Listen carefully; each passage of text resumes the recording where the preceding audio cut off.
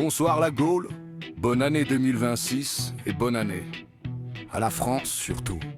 Aujourd'hui, breaking news, à Berlin, ça tousse et ça parle d'exit. On croyait l'Europe en béton armé, mais voilà que l'Allemagne gratte la peinture. Le chancelier Merz version Macron en choucroute, panique discrète, sourire crispé, cœur en facture. Parce qu'en face, ça monte sa mort, la FD gonfle dans les sondages. Et dans la bouche d'Alice Weidel, y a des phrases qui font trembler les cages. Elle vise l'euro numérique, le futur clic cadenas. La monnaie qui sourit, puis te coupe le repas. Non vacciné, dissidente, hop, compte bloqué. Tu dors sous les ponts, version banque centrale automatisée. Et elle balance aussi 100 mètres de gants. Le Covid test grandeur nature. Jusqu'où ils peuvent serrer les libertés, jusqu'à faire aimer la muselière. Par peur et par habitude. En France, silence radio. Les partis font les statuts au Parlement. Ici ça cause retraite et commission. Là-bas ça hurle, contrôle total, non merci, on se défend.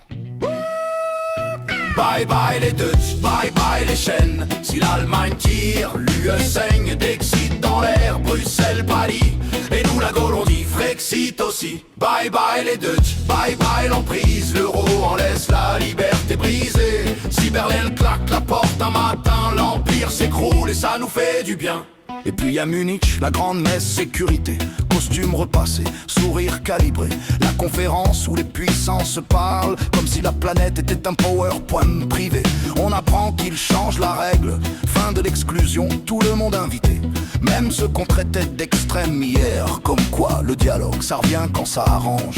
Et là, derrière le rideau, on sent l'odeur. Les Américains mettent un petit coup d'épaule. Parce que la liberté d'expression, maintenant, c'est devenu un bras de fer au-dessus de nos têtes en drôle. On parle même, attention, le feuilleton de sanctions, de visas coupés, de finances gelées. Si l'Allemagne s'amuse à dissoudre un parti à coups de renseignements, d'étiquettes et de procès. Alors oui, c'est étrange d'applaudir l'aide d'ailleurs. Moi j'aime l'indépendance, pas la laisse dorée. Mais quand l'eurocratie joue les gardiens de prison, on prend les leviers disponibles pour ouvrir la porte et respirer. Pendant ce temps, merde, s'allume la sirène. La Russie vise toute l'Europe, sabote, espionne, cyberattaque. Même recette que chez nous, peur au petit-déj et à midi. Plus de guerre, plus de budget, plus de claques. Plus ça trempe sous leurs pieds, plus ils agitent le tambour.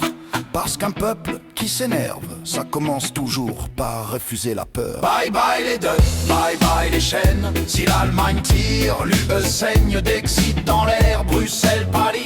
Et nous la Gaule on dit Frexit aussi. Bye bye les deuils, bye bye l'emprise. L'euro en laisse la liberté brisée. Si Berlin claque la porte un matin, l'empire s'écroule et ça nous fait du bien. Et si l'Allemagne sort de l'euro et de l'Union, c'est l'effet domino dans le grand cirque.